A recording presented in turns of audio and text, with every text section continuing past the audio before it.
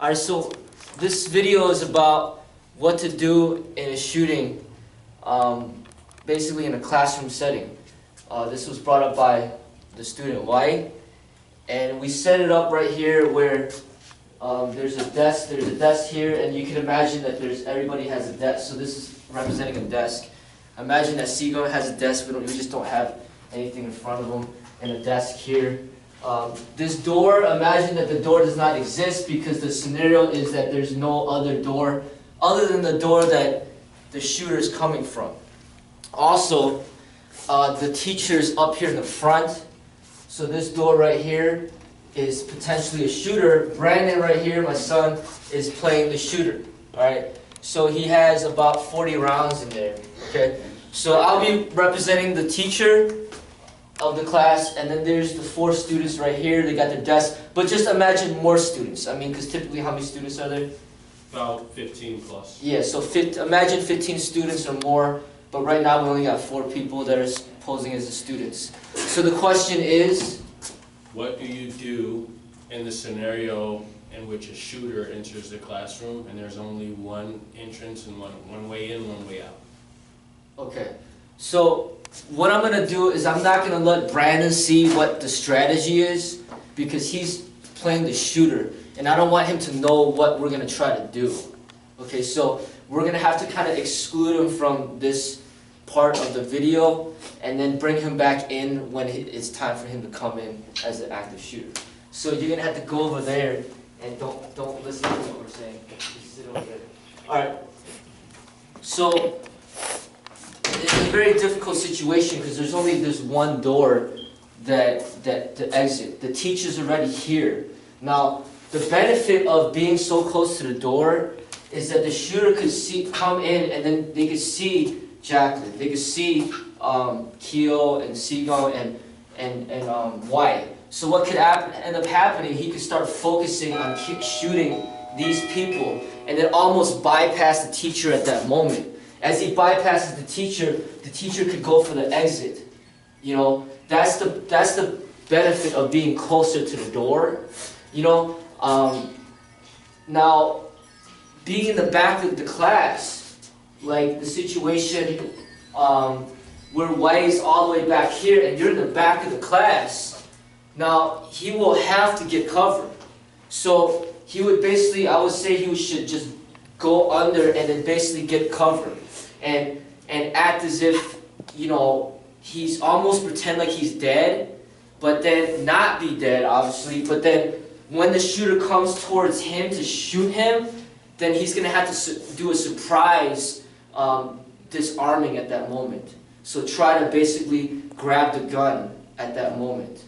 Like, that's the only thing that I can really think that he can do. Not just hide and don't do anything, because the guy's just going to come up and shoot and kill him.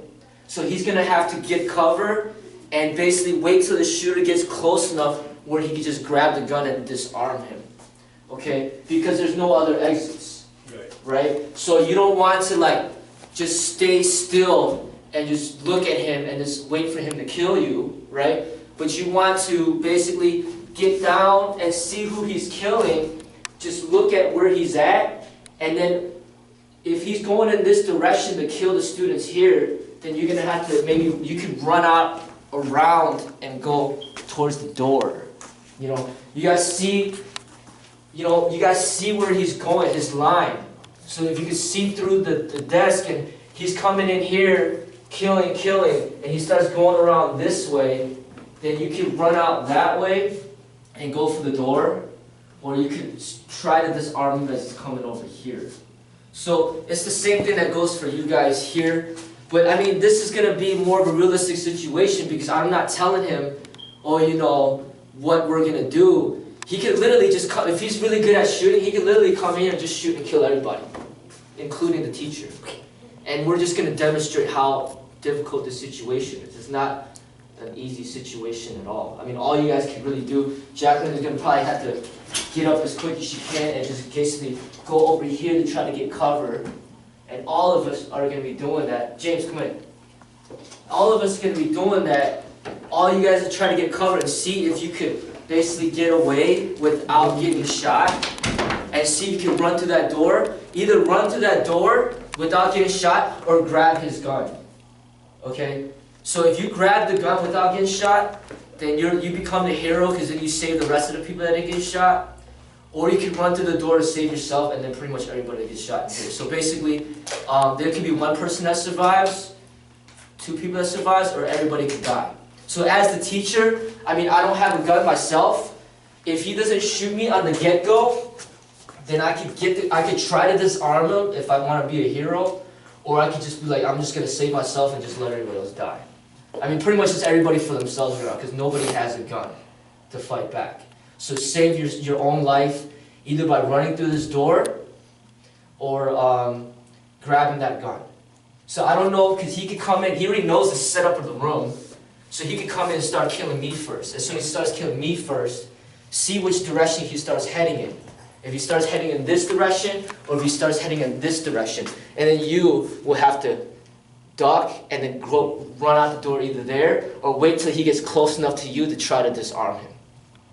You know, it could be, let's say I'm a heroic teacher, then I could work on disarming him and get that gun from him while I die and then you all live.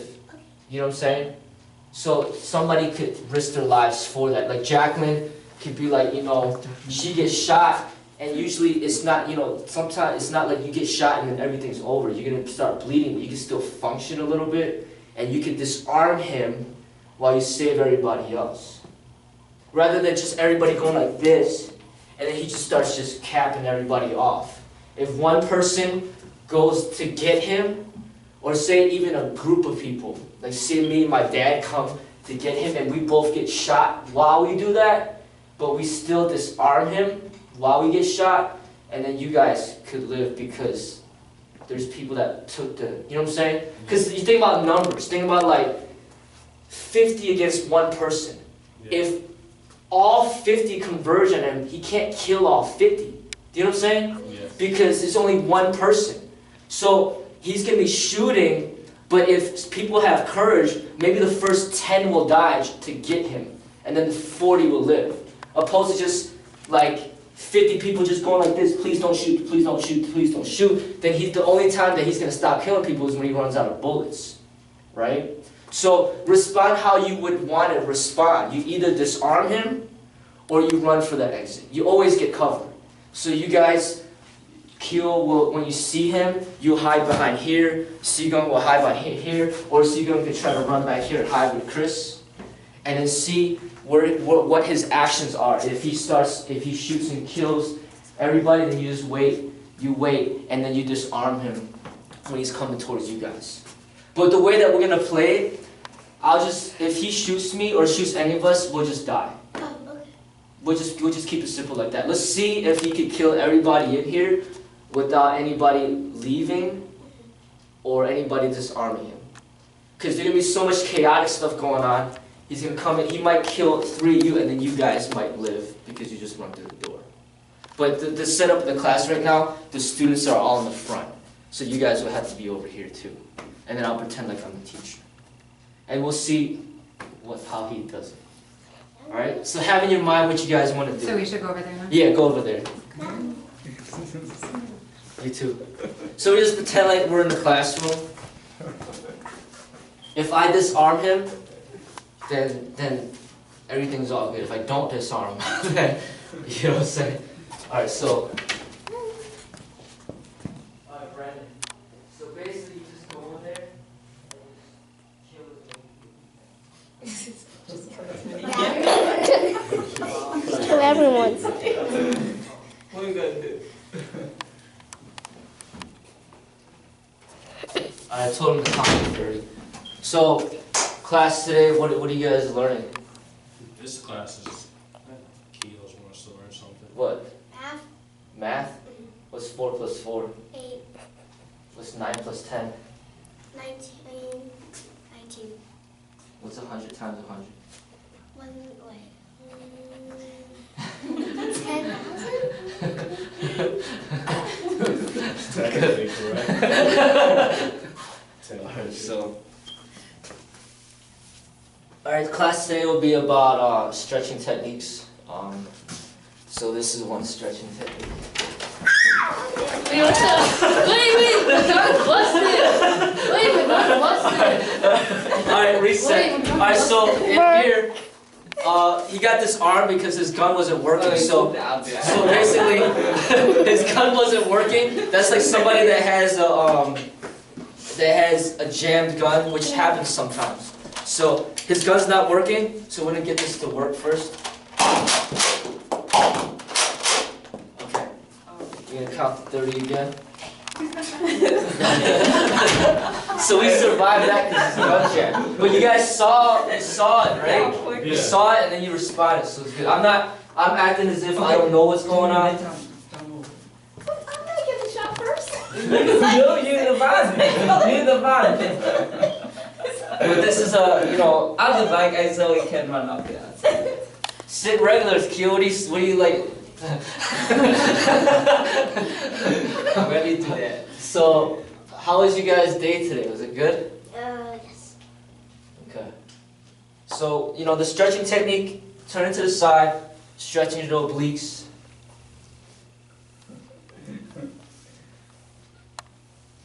And put your hands in your back, just kind of look back. Rotate your shoulders. Just lock the door. That's the best thing to do, right? Alright, let's count to 30 again.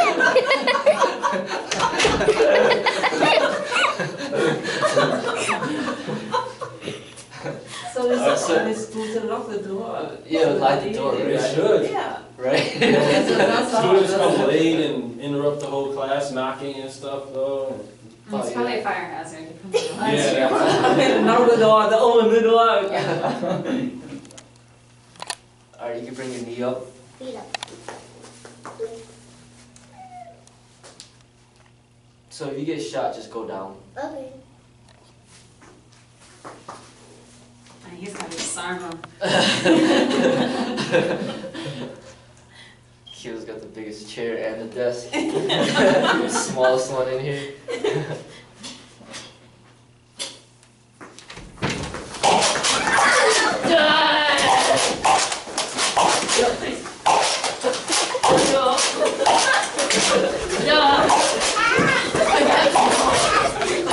I'm ready. Alright, good.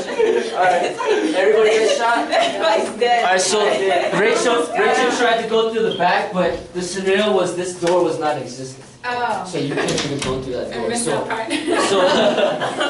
So everybody got everybody got shot, right? Yeah. Alright, so that's the realistic thing that I want to indicate in this video. This is a Nerf gun, but just imagine real guns. The bullets are going to go a lot faster, they're going to hurt a lot more, and it's a serious situation. It's something that you can't, there's no guaranteed rate of survival. So he even killed me in the first shot. I guess maybe because he already knew that I was going to try to disarm him, because the first time it happened, I disarmed him. So he's like, you know what, let me kill him first because I already know where he's at.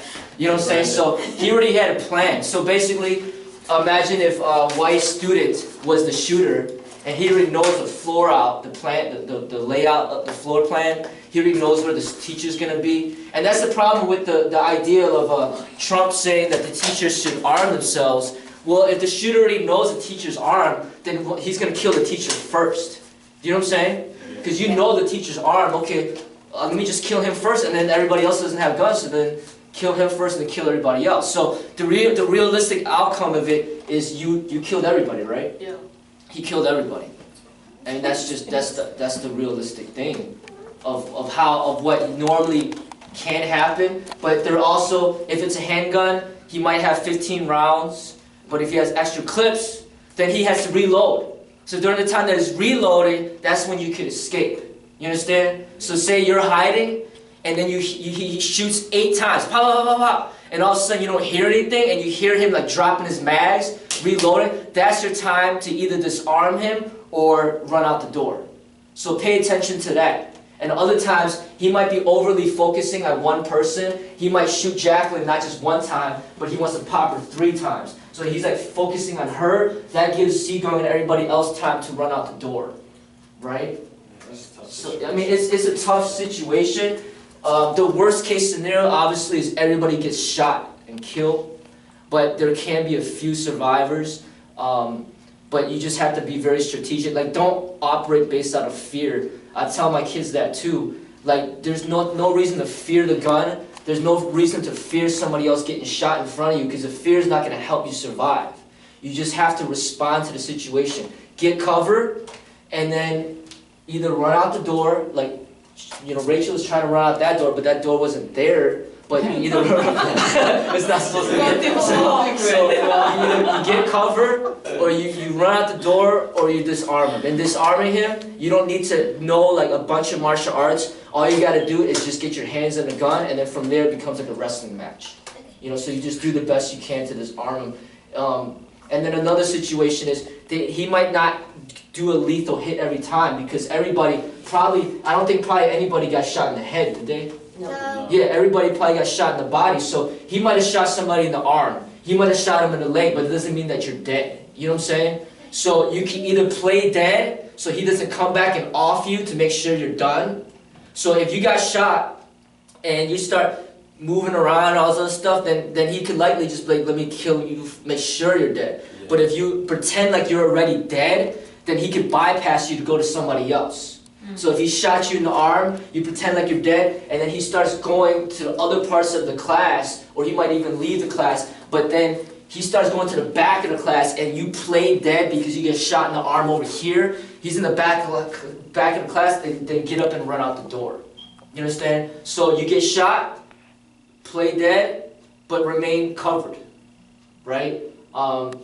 See where he's going, you know, because if there's more than 15 people, the clip will usually have 10 rounds, or the police clip has like 15 rounds or something like that. So there's going to be a time where he's going to reload. So that's the time, right? So, but that's the only thing that I can really think about, those things. And just, you know, it's good to think about it, but the cover and seeing where to sit in the back of the class, that applies to police officers because they're armed. So they would sit in the back of the class, and they would look at the door, and if the shooter comes through, they get covered and they shoot back. That's their strategy. But they have guns, right? If you had concealed carry, and you're not a police officer, but you had concealed carry, the strategy would be sit in the back of the class, look at that door. He comes and starts shooting people, you get covered, you shoot and kill him. But if you don't have a gun, that changes the entire scenario. Because now, the benefit of sitting in the back of the class, last one to die, right? So you go sit in the back of class, you get covered, he kills everybody. Who's the last one living? Alright, you know what I'm saying? So he's coming up, you're the last one to die. But at the same time, if you're the last one to die, and you know he's going to come there and shoot you, then you got it. You have no other choice but to try to disarm him. And you just basically get covered, and then pounce on him as soon as, if he gets closer to you.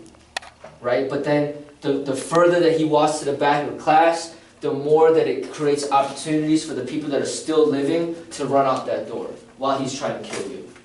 Yeah. You know? So you want to be like a lifesaver, you can start talking trash to him to keep getting him to go further down the class, and then the people in the front go out the door. But that's all I can really think about. But he killed everybody. So, but he knew the floor plan. But he, at the same time, he's only 12 years old, and he was able to shoot everybody. And the real gun shoots a lot faster than that. Real gun, you don't have to reload. It just goes pop, pop, pop, pop, pop. It was faster. It's faster than that. So that's the realistic situation. We all die. I've been training martial arts for like 25 years. Doesn't matter. I died too. I was the first one to die actually. So, but does anybody have? Do you have any feedback? Any other questions, or what do you guys think would be a good thing to do?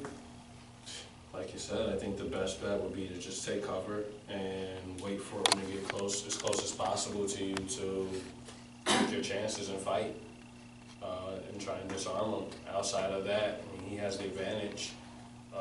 To be able to carry a weapon would give you a chance if you had a concealed carry, or even if you had a knife or just something to protect yourself. It'll just give you, you know, more chances of surviving. But overall, it is a tough situation.